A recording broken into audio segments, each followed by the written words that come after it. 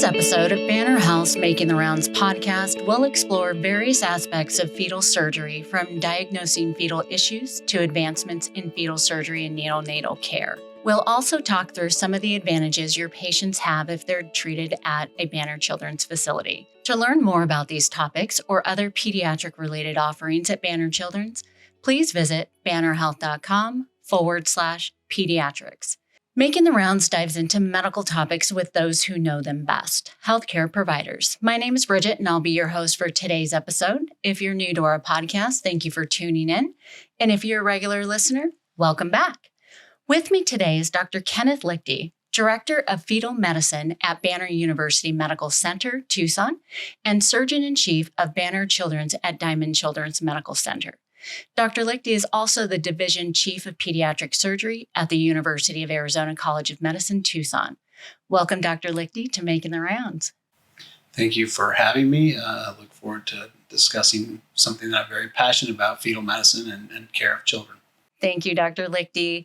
Tell us a little bit about yourself and how you got into fetal surgery.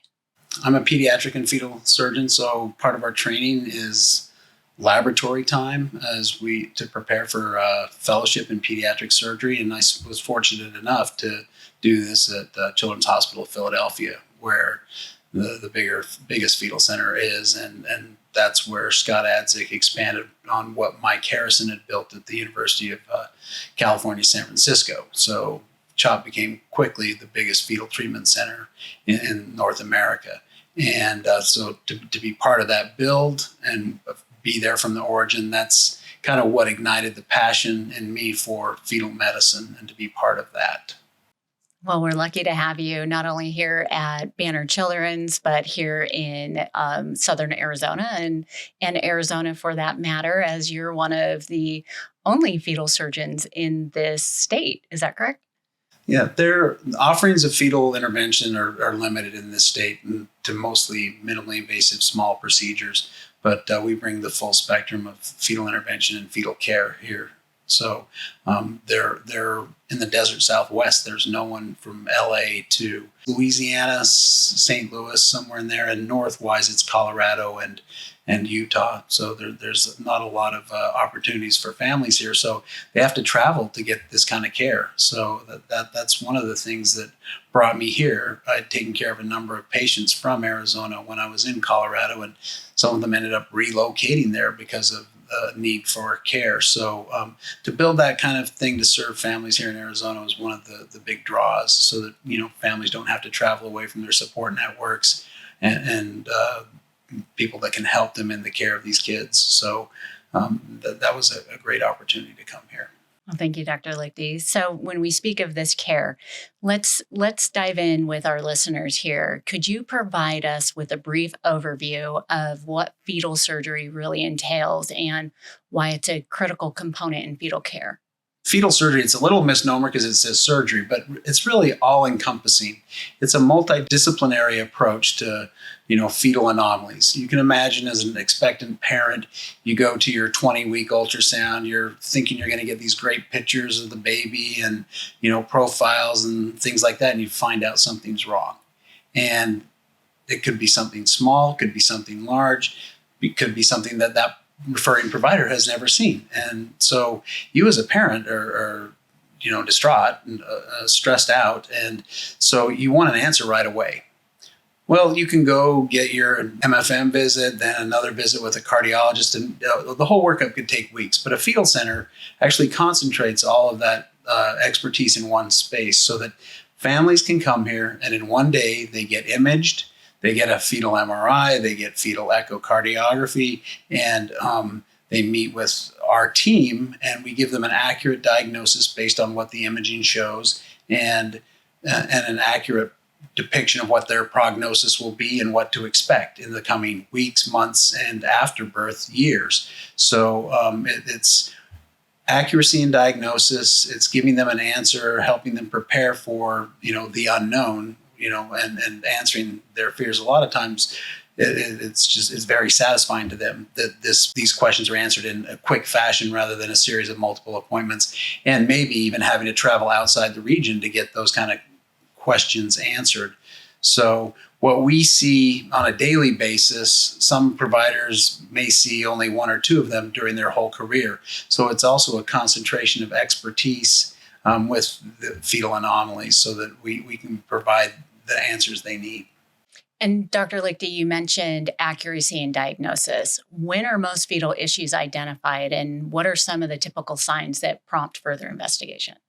Sure, that's a great question. It depends on the diagnosis, but there's maternal serum screening now. There's during pregnancy, there's a bunch of screens that occur early on, nuchal translucency. So some diagnoses are made before 10 weeks. But it just depends on the specific diagnosis when that's made. Majority of them are made in the late first trimester and or to the early second trimester, between 16 and 24 weeks, somewhere in that range. So it's kind of disease specific, though. It could manifest itself as elevated alpha fetoprotein levels in mom's serum that goes along with having a spinal defect like spina bifida or myelomeningocele. It could be having abnormal cell-free DNA when you're screening for advanced maternal age for the trisomy 21, trisomy 18, those kind of screens that we can do now. So it's all kind of dependent on what fetal anomaly you're talking about when it's made, but usually it's in that first trimester to early second trimester. So you mentioned, the blood work that's done. You mentioned some fetal imaging that is provided during that initial investigation. Can you share with us the importance and that value of having all of that under one roof? So having that comprehensive fetal center and what that means to our community. If you want to improve accuracy of diagnosis, imaging helps greatly in that. An ultrasound tells you only so much, particularly about the brain. Brain imaging is harder to do with an ultrasound compared to an MRI that can get down to really more minute structural details. So we've added fetal MRI here. That's not something that was routinely done here in a rigorous fashion. Families were being sent out to even just to get an MRI to Phoenix or out of state when an anomaly was identified. And so by keeping families with their support networks and being able to provide that kind of imaging, that kind of resolution, and that kind of expertise to talk with them in a multidisciplinary fashion about what to expect with this new surprise in what they thought was going to be a normal pregnancy and a normal outcome, we help give them a roadmap for what that's going to look like now. Dr. Liechty, what are some of the common situations or conditions where fetal surgery is considered an option? So fetal surgery, I break it into minimally invasive versus open fetal surgery. So your minimally invasive surgeries can be things like a shunt. So say a baby has a bladder outlet obstruction. The fluid's not getting out of their bladder to fill the amniotic space. If that happens, the lungs don't develop. So the baby may be normally grown at birth, but the lungs don't work, and it's a tragedy. So we put a shunt in the bladder to drain urine into the space around the baby to preserve lung function. Or a baby might have a fluid collection in the chest, so we put a shunt into that space, and that's all done with ultrasound guidance to decompress these abnormal fluid collections. There are certain conditions in twins where, like other siblings, they don't share things well. There's an abnormal sharing of the placenta. One twin gets more volume than the other twin, and that twin ends up going into heart failure because its heart is overloaded by this net transfer of volume to its heart. So we go in and we use a laser to separate these connections between the two twins. That's called twin-twin transfusion syndrome. So that's one area. Another area in twins, if one's growth restricted and one of the twins passes, there's as high a 40% neurologic damage to that twin. So in Arizona, we can't reduce that one twin, but we can separate their fates with this laser. So if we laser these vessels in between the two twins and one were to pass, that protects the other twin from that neurologic injury. Because if the one twin passes, its blood pressure goes to zero, and they have these connections through the placenta, and this other twin continues to pump blood, that blood ends up going into the twin that demised and can have problems with neurologic impairment, like I said, with 40%. And so it kind of separates their fates by protecting that twin that is not growth restricted. So that's kind of the minimally invasive types of surgeries. Spina bifida is another operation, or it's actually the first anomaly that we tackled that wasn't lethal. But the sequelae of having an open spine at birth, leading to a need for shunts going from the brain to the abdomen. Those shunts can get infected. They can have malfunctions. They require multiple operations to correct them. These babies don't walk as well, so it improves their ability to walk. This is one of the few situations where we did a randomized control trial of fetal surgery to standard postnatal therapy. And in selected patients, there was benefit for repairing it in utero.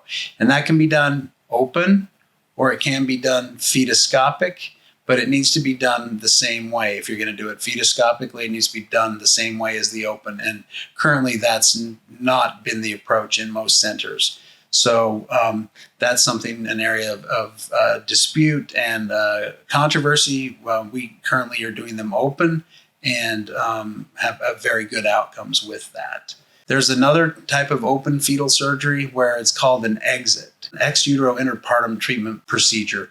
And we reserve that for patients that in utero were diagnosed with a condition that may make their ability to breathe at birth or their ability to be resuscitated and revived at birth difficult. So a baby that has a big neck mass that wouldn't be able to breathe, or a baby that has a very small jaw index and you're worried about their ability to protect their airway.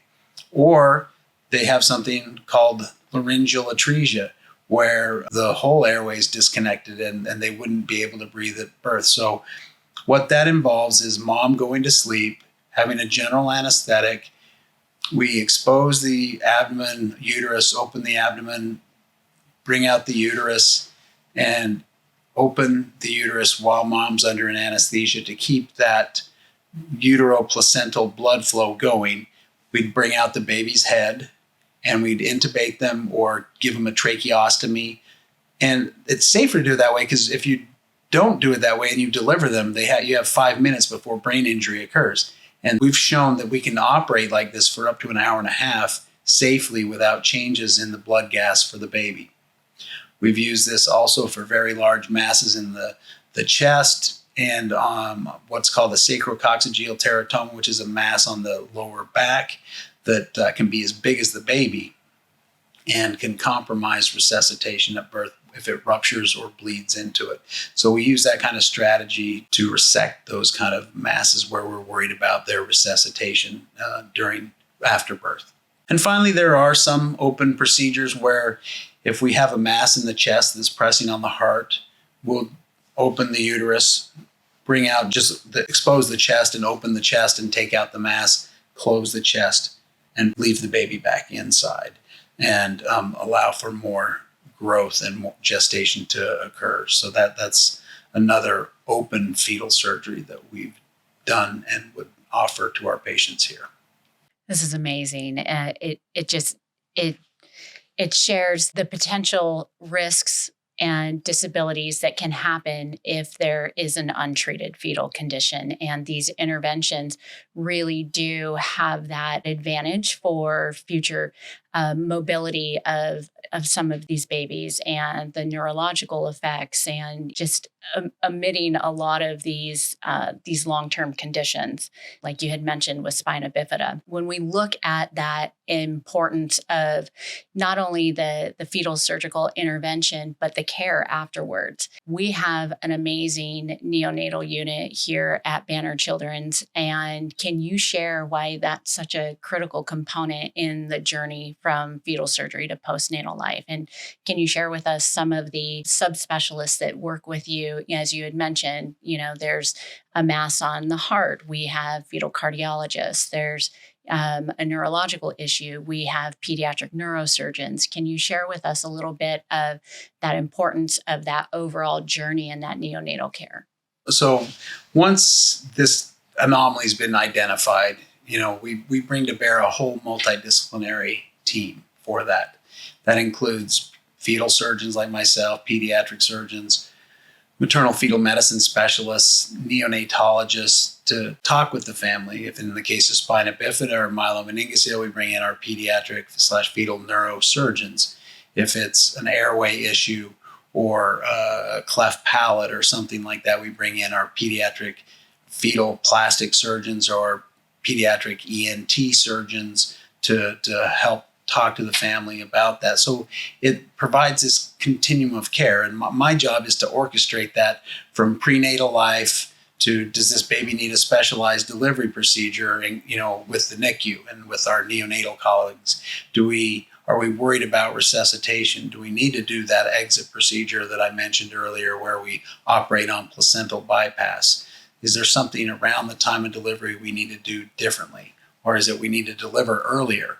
Or do we need to do a C-section for specific cases where to concentrate the level of resources so that we're not randomly in the middle of the night dealing with a really complex anomaly that has a high mortality?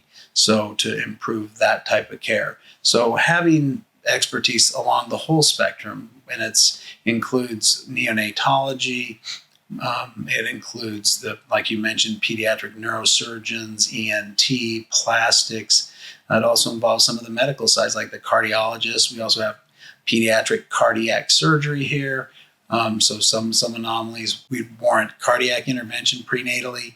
To have all of those resources available here, it's a luxury, and to be able to pull those resources to help our families here, that's what part of what the mission of a fetal center is so that we take all these isolated pockets of excellence and bring them together to raise the bar across the board for our patients. So, Dr. Liechty, we've been discussing fetal surgery and the surgical procedures that are done, pre-birth.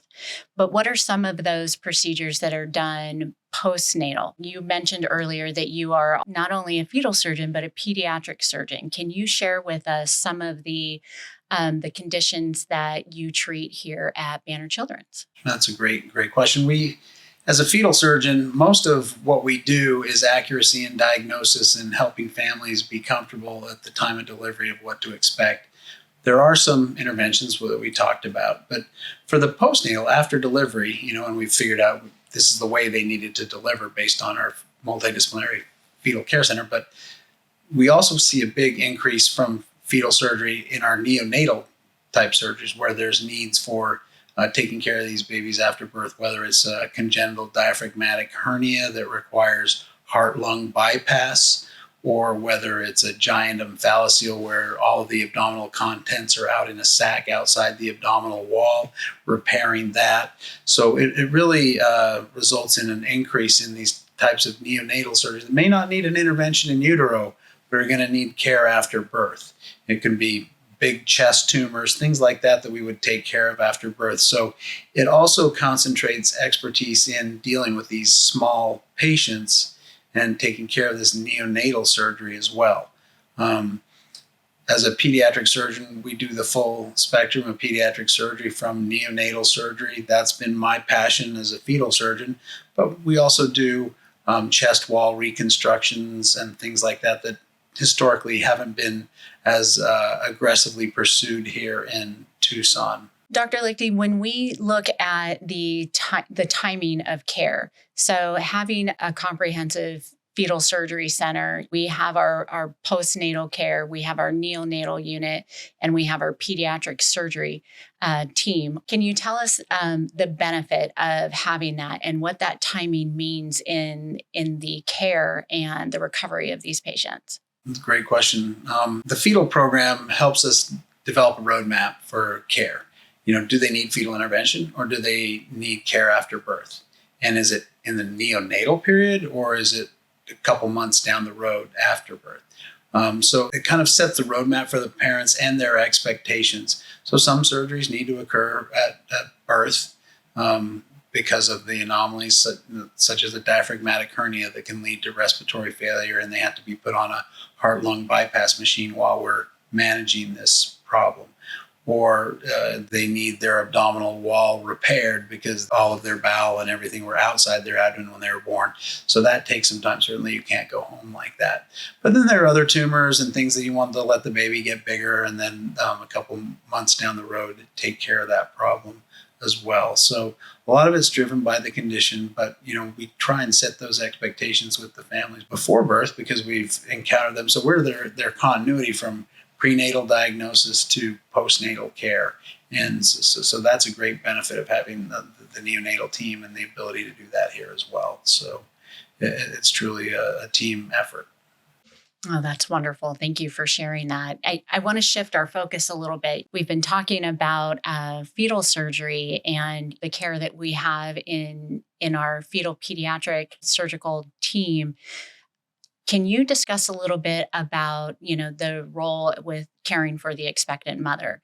How does the fetal surgery and how does that team collaborate with the MFM team in caring for the mom and not just supporting her physically, but the emotional care as well? So that's a really important component. We know more and more that mental health and stress and all that can have impacts prenatally, postnatally, and ability to care for these babies. So providing moms with those resources. And I'm remiss in talking about our team. You have social workers. We have pediatric anesthesia people to talk with, and maternal anesthesia to talk about with mom what to expect with this so that we're providing information so that it's just not a black box. And so we have a social work, we have genetic counseling. So to make sure that mom and the families are supported, we have a great partnership with Ronald McDonald House where our moms that live afar can stay there, and not incur the expense, but be close to the hospital should they deliver or threaten to deliver early.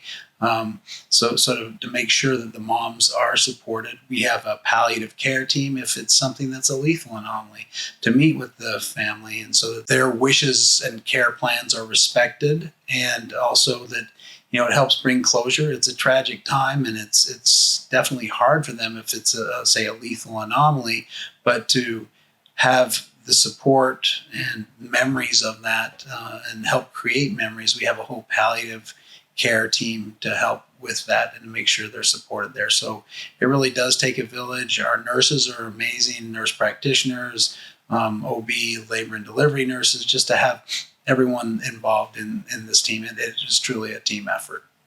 That's amazing. We are definitely lucky to have you as our leader for this care team, and we're really excited about the future of our fetal center here at Banner Children's, Diamond Children's.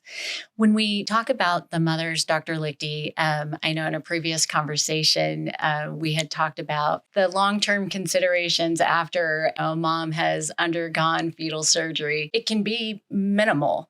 Can you share with us some of those long-term considerations and that care, after this fetal surgery has been performed? Sure. No, those are great points. I think the reference you're making is after open fetal surgery, the uterus is at risk of going into labor. So we tell the moms activity level should be that of a 14-year-old with a PlayStation in your parents' basement. So you just get up for the essentials. But, the Achilles heel of fetal surgery is preterm delivery. We're disturbing the uterus. It's not supposed to be opened. So when we're doing those kind of interventions, there's always a risk of preterm labor. And when we do a laser for twin-twin transfusion, there's a latency period of 10 to 12 weeks. So if you're treating at 16 weeks, you got a 26 to 28 weeker coming, So that's the risk is, when they deliver. So there's a risk of preterm labor. There's a risk to mom's health too. There has been one death in fetal surgery, and that was a mom for twin that had an amniotic fluid embolism.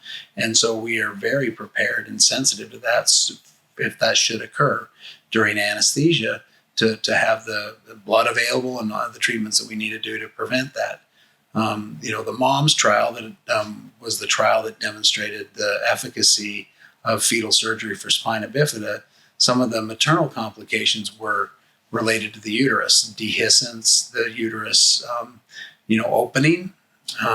There's also a risk for subsequent pregnancies with that big uterine incision. So they always have to have a C-section after having fetal surgery. So those are considerations when you talk to the families and consent them, that, these are the informed things that you need to be aware of so that you can make the right decision for you and your family rather than just deciding for fetal surgery. So we make sure that they are aware of all the risks that are associated with it. And that's scaled based on whether it's a minimally invasive or more maximally invasive open fetal surgery.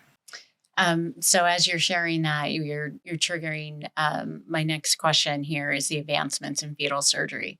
Dr. Liechty, over the years of you practicing fetal surgery, there has been significant changes and technological advancements in the field of fetal surgery. And here at Banner Children's and here at the University of Arizona, we are an academic medical center. Some of these innovations do happen in academic settings. And, as you've shared with us, they have improved outcomes. Can you share some of the research that you're doing here or some of the advancements in fetal surgery that are on the forefront? Sure. I think you make a great point. Research is what drove this field. You can't develop a treatment for a disease unless you understand what caused the disease and what is the pathophysiology that led to that disruption. So you got to understand that, what caused it, and then what's the natural history? Where should we intervene and where do we intervene to reverse this, or can we intervene? And so research ongoing into that is on modeling of fetal disease, doing simulated fetal surgeries, both fetoscopically, minimally invasive simulations, and then some more basic kind of biochemical molecular biology approaches looking at ways to make, the uterus heal better so that people who have open fetal surgery don't need to have the risk of uterine rupture, or that they don't have the risk of or the need for repeat C-sections for subsequent pregnancies. Can we make the uterus heal better? Can we make the membranes heal better?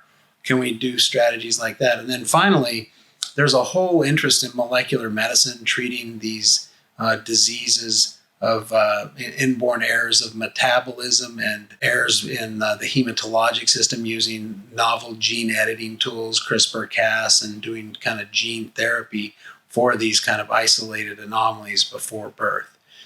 So that's more of a niche area, but as we've discovered the human genome and its sequence, there's a lot of opportunities for intervention there as well. What we're talking about from a fetal surgery standpoint are generally, though, abnormalities in organ development and tissue structure that result in a disease process. So refining those types of techniques and to modify how the response to injury occurs, can we improve that so that there's better healing before birth and even after birth if we treat then. So it's important. Research is a mover of the field and a driver of innovation. So I think that's an important point to bring up, and we're doing that here. Dr. Liechty, when we look at the referral pathway for fetal surgery, an initial visit, what does that referral pathway look like? Because these are usually diagnosed at the time, with the OBGYN. Is that correct? It's with the OBGYN, and usually the OBGYN has a partnership with existing collaboration with a maternal fetal medicine specialist. And so it could come from the OB, or it could come from the MFM, maternal fetal medicine specialist. And so it's important because we really want to partner with them because they're in the patient's home area. They're in their community. We want to aid and collaborate with them and provide them with resources to aid in diagnosis and provide treatment for their patients so that they don't have to send them out of the region. So it's important to build those partnerships. A lot of the referring docs in this region used to refer to me when I was in Colorado, and we want to just get the word out that we are up and running, and we have a capacity for full fetal care here in Tucson. And so partnering with our private practice and other MFMs in the community to help provide these services, and is an important piece of that build. So before we wrap up, Dr. Liechty, is there anything else you would like our listeners to know about fetal surgery, or are there any takeaway messages that you'd like to convey to either the referring physician or an expectant mother? Well, there's no more stressful time when your plans go awry, and we're here to support you as patients and providers in this region, in the desert Southwest, and provide that level of care so that can occur here, and that you don't have to leave the region to get that level of care. So we hope to partner with you, and we're always available, and please reach out. Thank you, Dr. Liechty, for sharing your expertise and insight into the world of fetal surgery. And it really has been an eye-opening discussion, and we appreciate your dedication to improving the lives of our expectant mothers and their unborn children. Thank you so much. It's been a pleasure. Well, we appreciate you being here. For our listeners, thank you for joining us on this informative journey through fetal surgery. If you found this conversation as fascinating as we did, please subscribe to our podcast for more discussions on important medical topics. To learn more about the pediatric specialty services available at Banner Children's, please visit bannerhealth.com/pediatrics. Thank you for listening, and we'll see you next time on Making the Rounds.